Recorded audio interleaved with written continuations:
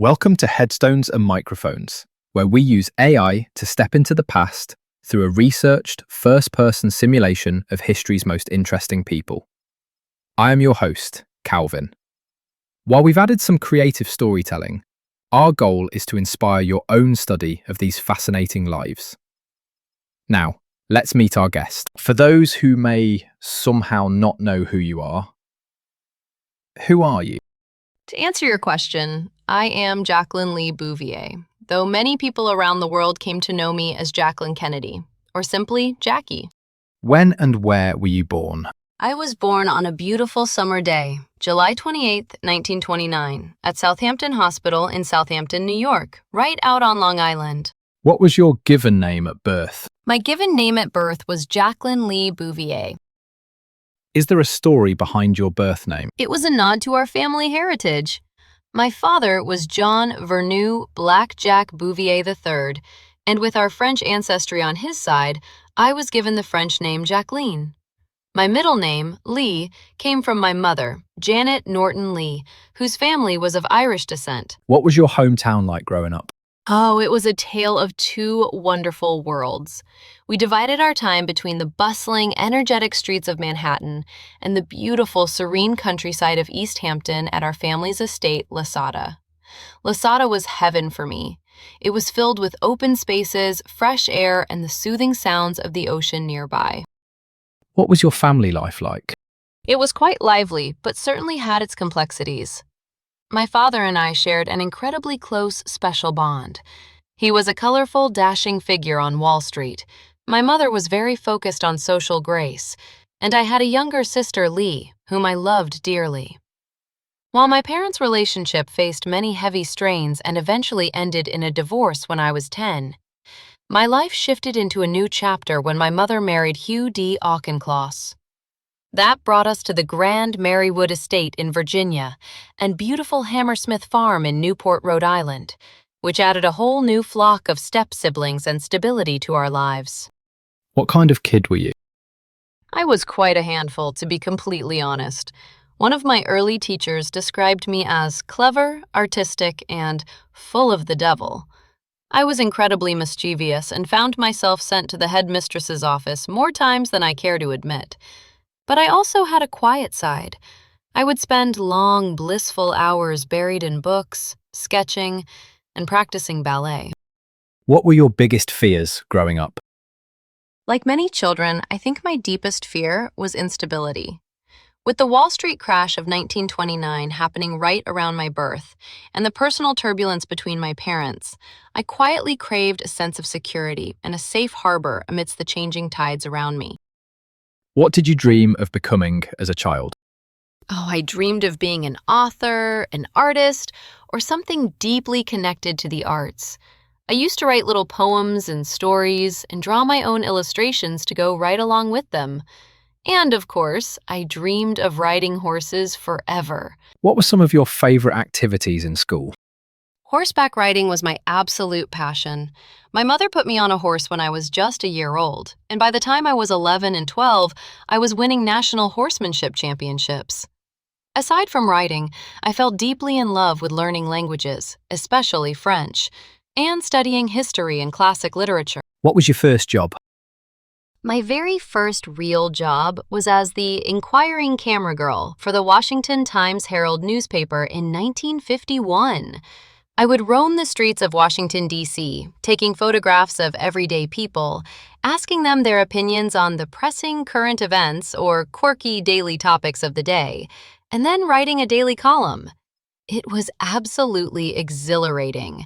Was there a moment where you realized you were different from everyone else? I wouldn't say I felt different in a grand way, but when I spent my junior year of college studying abroad in Paris, France, I experienced a profound awakening.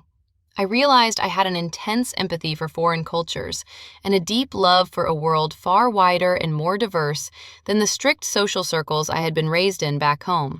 What's a decision that changed everything for you, but felt small at the time? Taking that newspaper job as the inquiring camera girl. It seemed like a fun, modest way to use my love for photography and writing, But one day in April 1953, my assignment took me to the Capitol to interview a young, handsome senator from Massachusetts named John F. Kennedy. We had crossed paths once before at a dinner party, but interviewing him for my column truly set my life on an entirely new trajectory. What was your biggest break? In my professional life before marriage, it was landing that very same column at the Times-Herald. It gave me financial independence, a creative outlet, and the chance to cover massive historical events, like the coronation of Queen Elizabeth II in London and the inauguration of President Eisenhower. What were your biggest struggles before success? Navigating the emotional fallout of my parents' public divorce and managing the subtle social anxieties of trying to fit into the massive, established Auchincloss clan when we first moved to Virginia. I often felt like a bit of an outsider looking in. Did you ever consider quitting? When I won the prestigious Vogue Paris fashion contest as a young woman, which offered a year-long position split between New York and Paris, my family was worried that spending a whole year in France would keep me away from home forever. Under that pressure, I actually did step away from the prize on my very first day. It was difficult, but it taught me to look for the next open door. Were there any specific daily habits or routines that you feel are essential to your success? Reading. Reading deeply every single day was my absolute anchor. It fed my mind and kept me grounded. I also maintained a strict personal discipline regarding my health and presentation, keeping notes on my diet with absolute meticulous care. What job would you have had if fame never happened? I have no doubt I would have been a full-time book editor, a photojournalist, or a writer living a quiet life somewhere near the sea, surrounded by stacks of manuscripts. What was your life like before fame? It was filled with simple, creative pleasures.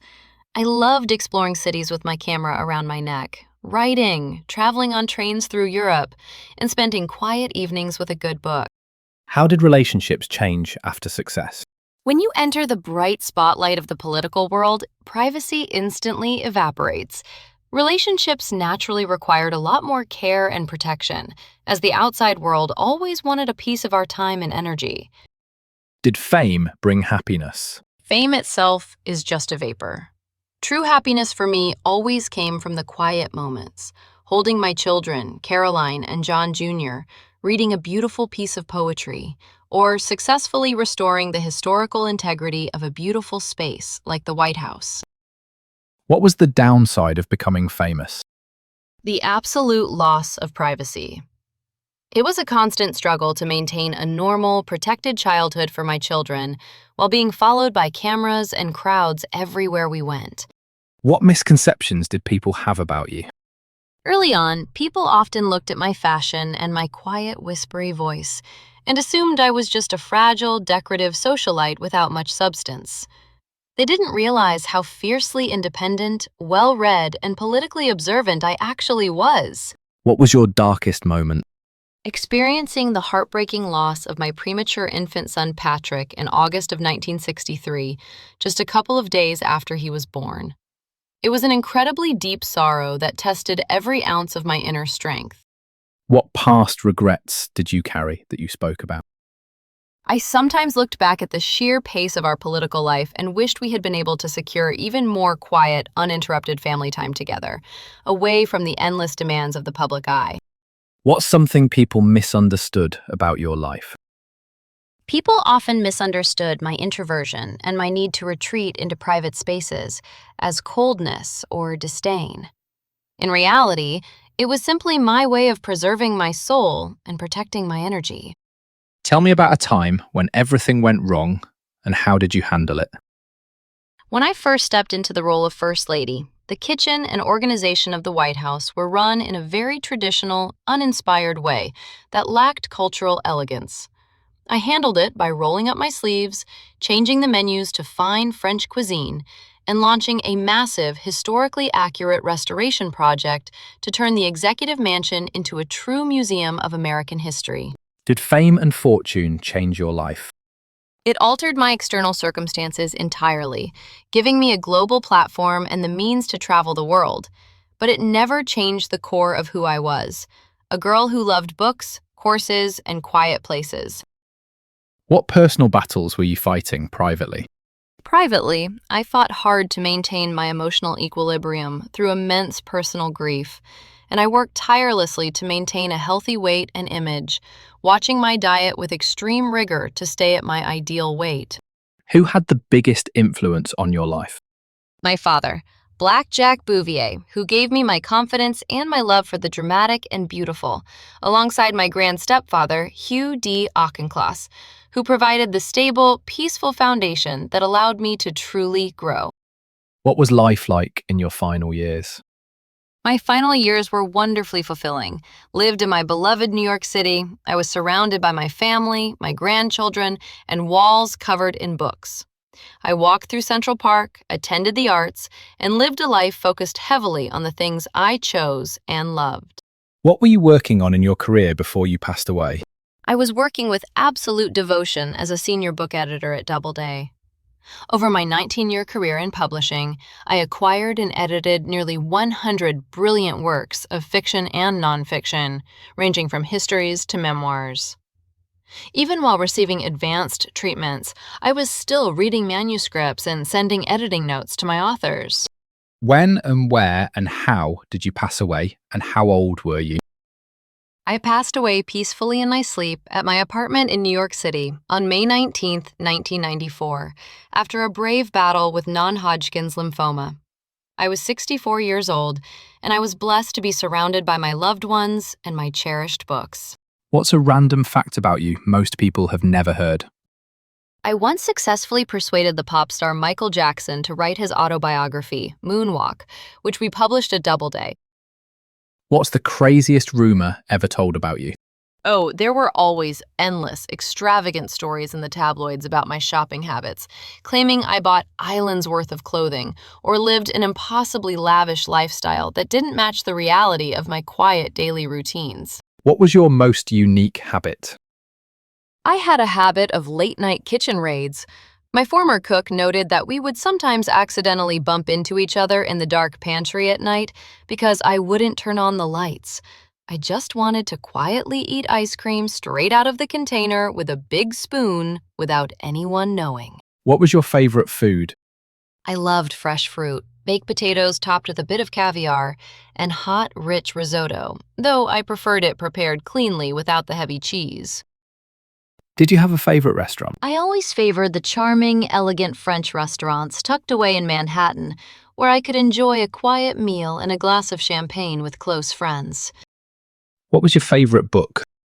I had far too many favorites to count, but I had a deep, lifelong passion for classical French literature, poetry, and extensive historical biographies. Did you have any known rivalries? In the public eye, people loved to invent rivalries between me and other style icons or political figures. But I always tried to stay entirely above the fray and focus on my own work and children. Tell us a story nobody talks about. When I was working on my historical restoration of the White House, I would personally scout through the dusty storage rooms, old hallways, and basements myself, tracking down forgotten historical treasures and furniture that had been tucked away for decades so we could bring them back to life. What's your funniest behind-the-scenes moment? During my time as the inquiring camera girl, trying to balance a heavy, clunky, professional Graflex camera on busy Washington street corners while trying to coax answers out of surprised pedestrians who had no idea why a young woman was pointing a giant lens at them, Did you ever prank someone? I preferred witty, sharp banter over physical pranks, though I did enjoy teasing the stiff political figures around Washington with my direct, unexpected questions during my newspaper days. What was the most outlandish purchase you made? I suppose purchasing beautiful, rare historical artifacts and paintings to bring into the White House collection might have seemed outlandish to some, but it was all to preserve the heritage of the nation. What advice would you give people chasing success? Stay true to your inner passions, read as much as you possibly can to expand your mind, and remember that protecting your inner peace and your family is far more valuable than any amount of public applause. Jacqueline, do you have any closing remarks about this interview or the stories you've shared that you would like to share with our listeners before we sign off? I just want to say how wonderful it has been to reflect on these memories. Life is a beautiful canvas of history, art, and literature, and I hope everyone listening takes the time to explore the past and find inspiration in their own journeys. Thank you so very much for having me on the show, Calvin. It was truly a marvelous time. What an elegant and inspiring look into the life of a true icon. From her mischievous childhood and her days as a daring camera girl to her lasting legacy in historic preservation and literature, Jacqueline Kennedy Onassis showed us the power of grace, intellect, and staying true to oneself. Thank you so much, Jackie, for sharing your story with us today. And that wraps up another conversation from Beyond the Grave. Thanks for joining us on the Headstones and Microphones podcast. Remember, legends may die, but their stories never do. Please help spread the word by sharing and following the pod.